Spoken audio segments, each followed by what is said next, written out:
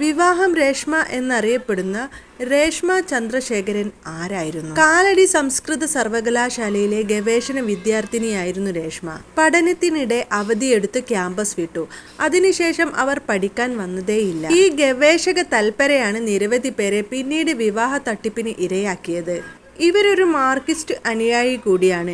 Leftist എന്നും Marxist എന്നും Instagram പ്രൊഫൈലിൽ നിന്നും വ്യക്തമായിട്ടുണ്ട്. പ്രൈവറ്റായി സൂക്ഷിക്കുന്ന ഈ ഇൻസ്റ്റഗ്രാം അക്കൗണ്ടിൽ നിന്നും നിരവധി സുഹൃത്തുക്കളും ഈ രേഷ്മയ്ക്കുണ്ട് എന്ന് വ്യക്തം. അവരെല്ലാം വിവാഹ തട്ടിപ്പ് കേസിൽ കൂട്ടുകാരി കുടുങ്ങിയ വാർത്ത കേട്ട് ഞെട്ടിയ അവസ്ഥയിലാണ്. 12 കല്യാണം കഴിച്ച മാട്രിമോണിയൽ തട്ടിപ്പുകാരി രേഷ്മ പഠനകാലത്ത് സജീവ SFI പ്രവർത്തകയായിരുന്നു.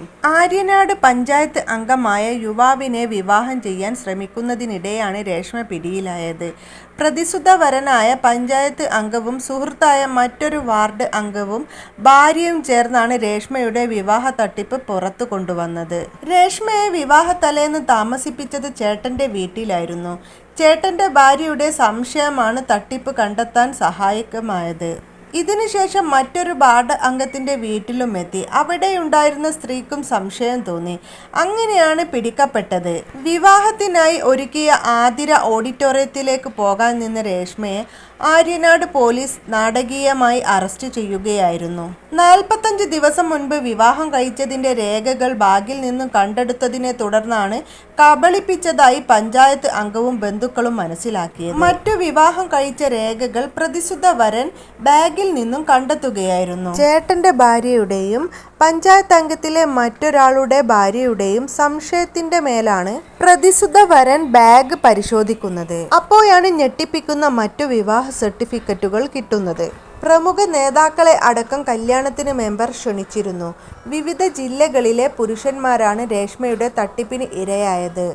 ഓൺലൈനിൽ വിവാഹ പരസ്യം നൽകിയാണ് യുവതി തട്ടിപ്പ് നടത്തുന്നത്.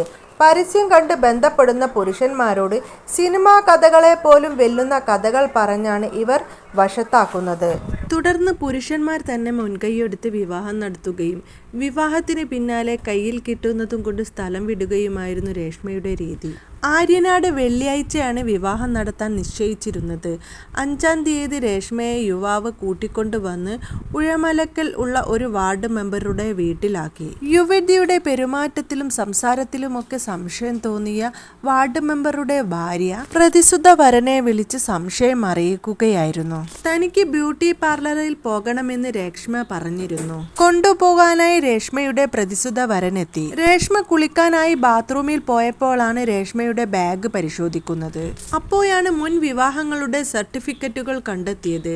ഉടൻ തന്നെ പോലീസിനെ വിവരം അറിയിക്കുകയായിരുന്നു. തുടർന്ന് CI അജീഷ്, SI വേണു എന്നിവരും വനിതാ പോലീസ് ഉദ്യോഗസ്ഥരും ചേർന്ന് രേഷ്മയെ കസ്റ്റഡിയിൽ എടുക്കുകയായിരുന്നു.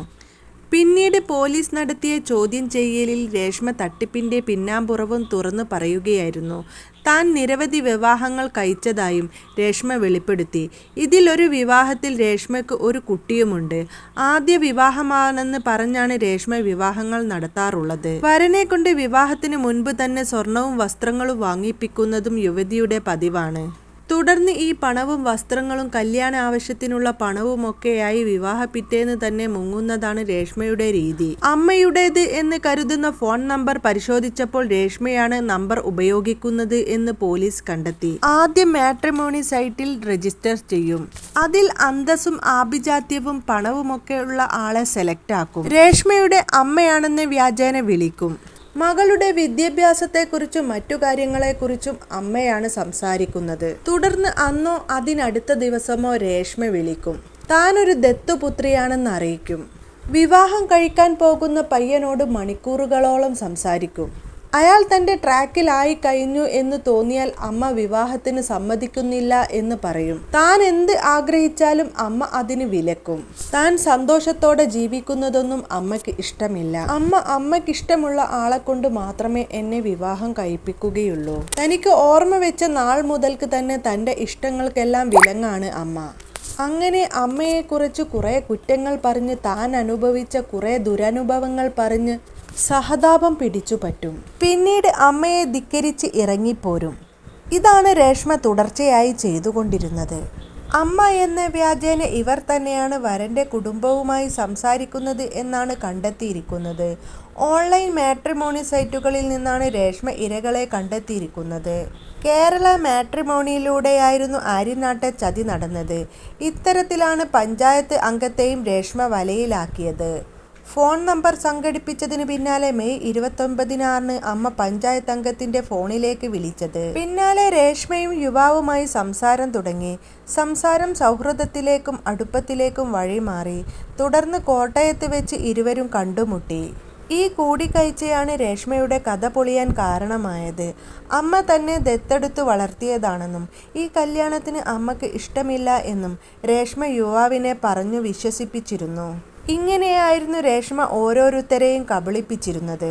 കാലടി സർവകലാശാലയിലെ സംസ്കൃത വിഭാഗം ഗവേഷകയാണ് ഈ കല്യാണ രേഷ്മ.